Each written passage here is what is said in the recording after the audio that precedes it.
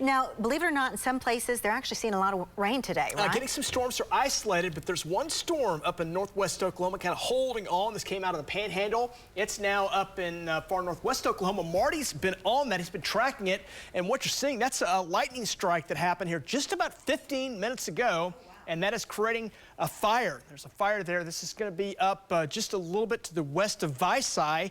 So Marty was saying this impacted some pasture lands and created a fire. So northwest Oklahoma needs no more fires, but this one's starting to get pretty big. And that just happened. I mean, it happened 15 minutes ago. So our firefighters, I'm sure, are going to get on that pretty quickly. That's from lightning, and that happens this time of the year. So look at the broad view on radar right now. And before we get there, let's go ahead and show you some of the video from Marty showing the storm. Hail out of the storm, mainly some small kind of dime-sized hail, maybe up to quarter, maybe up to half dollar size hail as the storm moved across Ellis into Dewey and parts of southern Woodward County. But this is what it looked like over some of the pasture land there. Marty was saying the folks up there are starting to get that wheat plowed into the ground and a little bit of hail falling on top of that, and they'll take whatever moisture they can get. And that's going to be a nice slow release on that moisture on some of those crops up that way. So here's the storm right here. Moved out of the Texas Panhandle, rolling eastward, kind of moving due east, and this is kind of kicking up its heels. Started to weaken a little bit. Let's kind of zoom in here.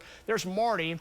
There is Woodward right there. So it's due south. There's Sharon, and there's Vicey. So just to the west of Vicey, still hanging on slowly but surely where Marty's at.